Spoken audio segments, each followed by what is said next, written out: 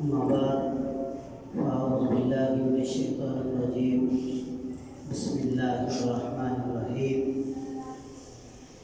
إنما المؤمنون الذين آمنوا بالله ورسوله ثم لم يرتابوا وجاهدوا بأموالهم وأنفسهم في سبيل الله أولئك هم الصادقون آمنت بالله صدق الله مولانا العظيم إن الله وملائكته يصلون على النبي يا أيها الذين آمنوا صلوا عليه وسلموا تسلیما۔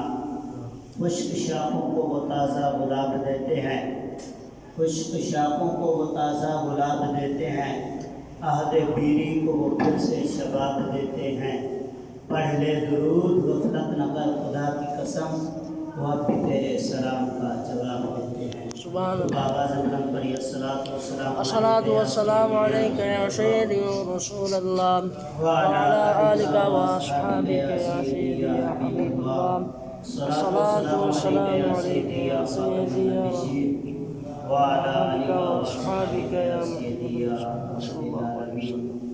محمد کا در چھوڑ کر جانے والوں، محمد کا در چھوڑ کر جانے والوں، ہوا نہ گزارا تو پھر کیا کرو گے؟ ہمیں کیا، تم جاؤ خدا ہی کو مانو، خدا ہی نہ مانا تو پھر کیا کرو گے؟ اللہ رب العزت جل جلالہ و عما نوالہ کی حمد و ثنا کے بعد حضور سرور کائنات مفخر وجودات صلی اللہ علیہ وسلم کی بارگاہ بے کس پناہ کے اندر درود و سلام کا نذرانہ عرض کرنے کے بعد معزز سامعین کرام السلام علیکم ورحمۃ اللہ وبرکاتہ۔ وعلیکم السلام۔ ایمان کے لیے سب سے پہلی شرط ہے کہ حضور کا غلام ہونا۔ پہلی شرط ہے حضور کا غلام، حضور کا غلام ہونا۔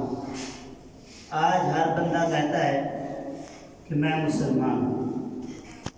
اگر اس بندے سے یہ بات پوچھی جائے کہ بھئی مسلمان کہتے کسے ہیں، تو آگے سے جواب ملتا ہے جو نماز پڑھے، تلاوت کلام پاک پڑھے، دین کے احکامات پر عمل کرے، وہ بندہ مسلمان ہے۔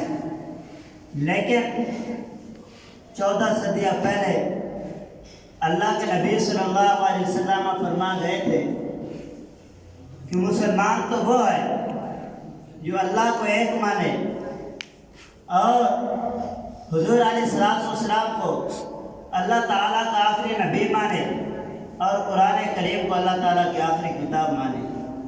اگر آپ کی تعریف کے مطابق دیکھا جائے کہ مسلمان وہ ہے جو عبادت کرتا ہے، تو عبادت تو یہود و نصارہ بھی کیا کرتے تھے، بلکہ آج کے مسلمان سے بھی بڑھ کے وہ زیادہ عبادت کیا کرتے تھے۔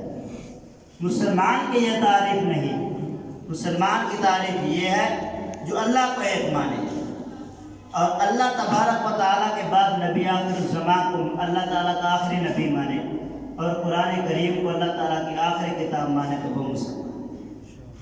پھر پوچھا جاتا ہے جی آپ کا مذہب کیا ہے، تو کہتے ہیں جی اسلام۔ تو پتہ نہیں ہے اسلام کہتے کسے ہیں، اسلام کی تعریف نہیں آتی ہمیں، ہم اپنے آپ کو مسلمان کہتے ہیں۔ کسی یہاں سے میں تو کہتا ہوں 60 سالہ بابے کو بھی کھڑا کر دیا جائے تو شاید وہ بھی نہ بتائیں کہ اسلام کہتے کسے۔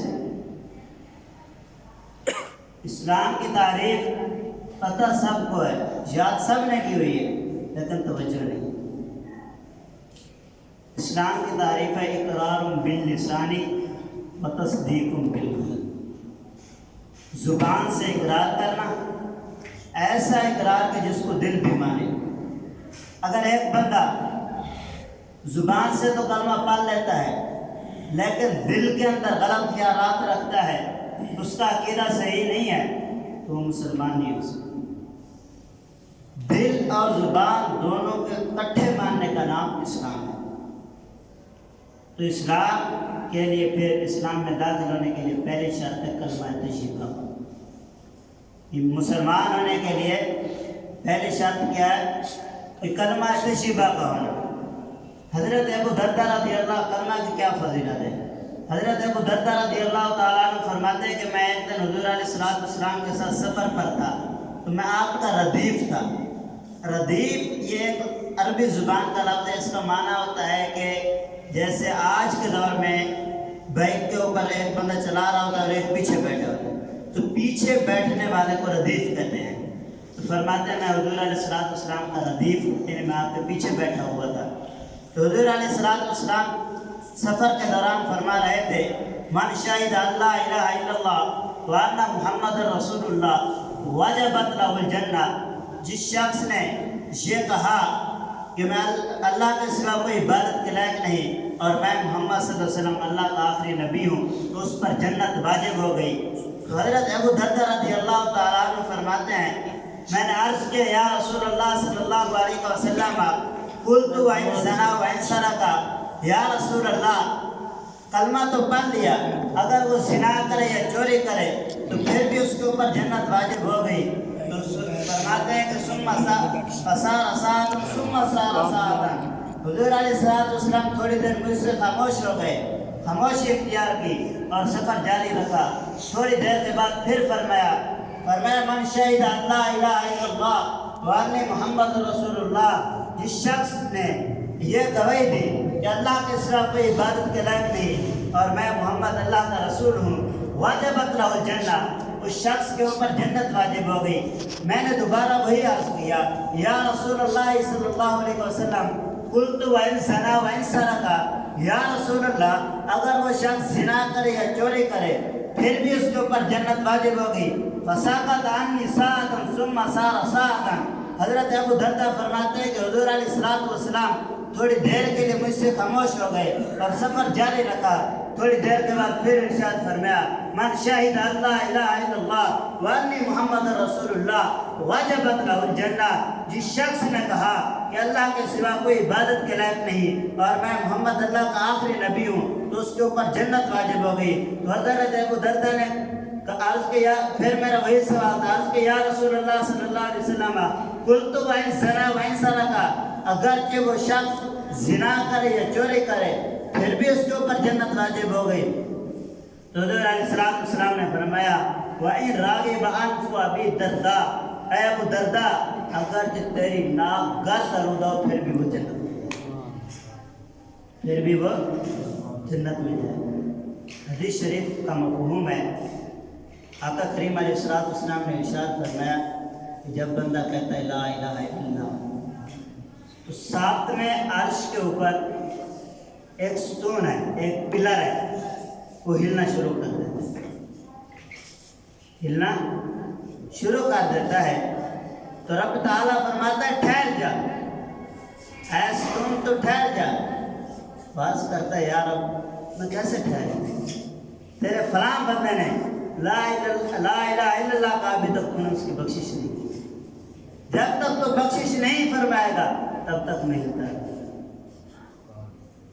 تو ایک حدیث پاک کے اندر آتا ہے کہ جب مسلمان کافر اور مسلمان دونوں جہنم میں جائیں گے، یہ گناہ گار جائیں گے، پھر کافر تانا دیں گے، مسلمانوں کو تانا دیں گے کہ تمہیں کلمے نے کیا فائدہ دیا، کلمہ پڑھ کر بھی تم جہنم میں آئے اور ہم نہ پڑھ کر بھی جہنم میں آئے۔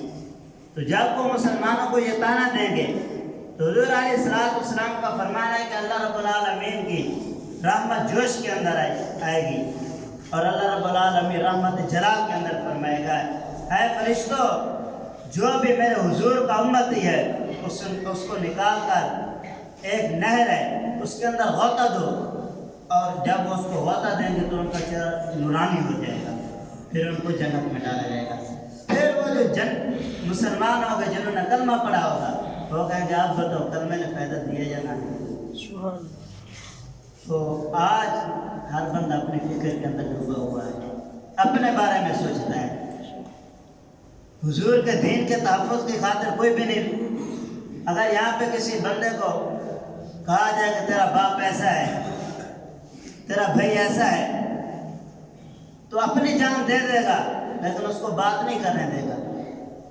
یار وہاں پہ تو ہم بولتے ہیں، جب باری اللہ کے نبی کی آتی ہے تب ہمیں پریشانیاں ہوتی ہیں، تب ہمیں نظر نہیں آتا۔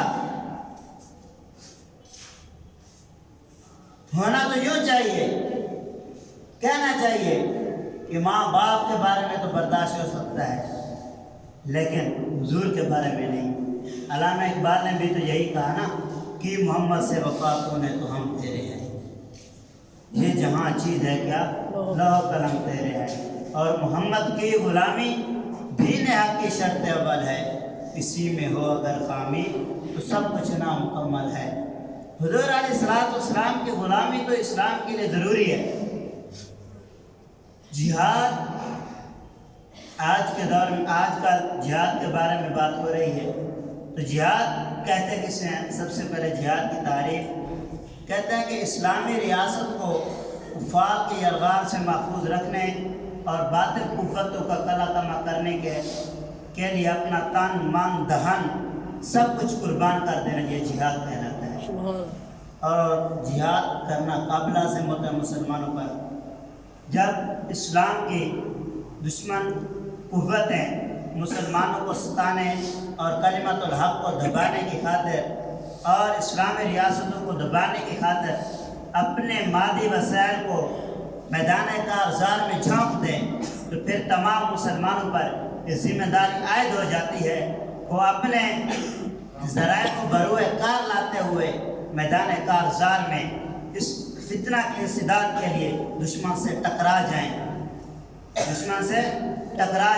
اور اپنے اس مذہبی فرض کو نبھانے کی خاطر اپنے جان مال اولاد عزیز و اقارب کی زندگیوں کی پرواہ کیے بغیر دشمن سے لڑنے کا نام جہاد ہے۔ اور ایسی حالت کے اندر جہاد جو ہے ایمان کی حالت قرار پاتا ہے، جیسا کہ میں نے خطبہ کے اندر ایک آیت پڑھی ہے۔ اللہ رب العالمین فرماتا ہے کہ انما المؤمنون الذین آمنوا باللہ ورسولہ ثم لم یرتابوا وجاہدوا باموالہم وانفسہم فی سبیل اللہ۔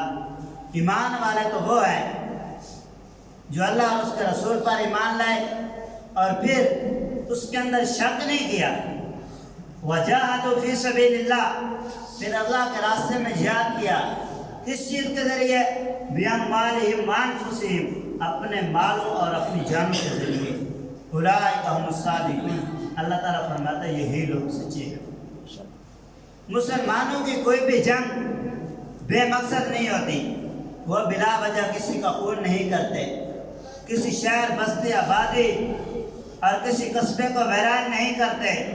ان کا مقصد محض اعلاء کلمۃ الحق اور اسلامی زندگیوں کا تحفظ ہوتا ہے۔ وہ قومیں جنہیں جنگی جنون ہوتا ہے انہیں راہ راست پر لانے کے لیے مسلمان ضرورت کے وقت جہاد کی راہ اپناتے ہیں۔ اور اسلامی تاریخ اس بات کی گواہ ہے کہ جب بھی مسلمانوں کے سپہ سالار عساکر کسی فوجی کو جنگ کے لیے بھیجتے ہیں تو انہیں بھرپور تاکید کرتے ہیں کہ دشمن سے اس وقت تک ہوشیار رہیں جب تک دشمن خون ریزی فتنہ فساد اور غارت کے در پہ ہوا ہو، اور تمام مسلمانوں پر یہ ذمہ داری عائد ہو جاتی ہے کہ وہ دشمن سے لڑتے وقت خصوص بالخصوص حدود خدا بندی کو قائم رکھے۔ جو شخص ہتھیار پھینک دے اس پر تلوار نہ چلائیں، اور اسی طرح عورتوں بچوں اور بوڑھوں کو قتل نہ کریں، اور اسی طرح سایہ دار اور پھلدار درختوں کو نہ کٹیں اور کسی بستی کو ویران نہ کریں۔ کیوں؟ کیونکہ ایک شخص نے حضور علیہ السلام سے پوچھا، یا رسول اللہ صلی اللہ علیہ وسلم جہاد کیا ہے؟ ہمارے ہاں تو جہاد کوئی شخص اپنے مال دولت کی خاطر کرتا ہے، اور کوئی شخص اپنی شجاعت اپنی بہادری کی داد لینے کے لیے کرتا ہے، اور کوئی شخص کسی دشمنی یا کسی قوم کی حمیت کی خاطر لڑتا ہے۔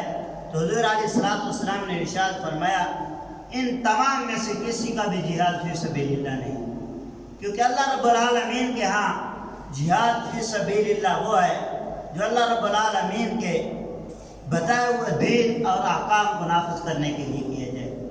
تو اس حضور علیہ السلام کے اس فرمان سے یہ ثابت ہو رہا ہے کہ جب اللہ رب العالمین کی راہ میں جہاد کے لیے نکلیں تو اپنی ذاتی خواہشات ذاتی غرضوں کو بالائے طاق رکھ کر حضور اللہ رب العالمین کی بارگاہ میں لڑیں۔ آخری حدیث جہاد کی فضیلت کے بارے میں حضرت ابو ہریرہ رضی اللہ تعالیٰ عنہ سے روایت ہے، فرماتے ہیں کہ حضور علیہ الصلوۃ والسلام نے ارشاد فرمایا، مجاہد کی مثال اللہ تبارک و تعالیٰ کے نزدیک ایسی ہے، مجاہد کو اتنا ثواب ملتا ہے کہ جو ایسے ہے کہ جیسے ایک شخص سارا دن روزہ رکھے، رات کو قیام میں گزارے، تلاوت کلام پاک میں گزارے، جتنا ثواب اس کو ملتا ہے اتنی ہی مجاہد کو ملتا ہے۔ کب تک ملتا ہے؟ تب تک ملتا ہے جب تک وہ اللہ تبارک و تعالیٰ کی راہ میں لڑتا رہتا ہے۔ دعا ہے کہ خالق کائنات ہمیں صحیح طریقے سے اسلام کے احکامات پر عمل کرنے کی توفیق عطا فرمائے اور ہمیں دین اسلام کے مطابق زندگی گزارنے کی توفیق عطا فرمائے۔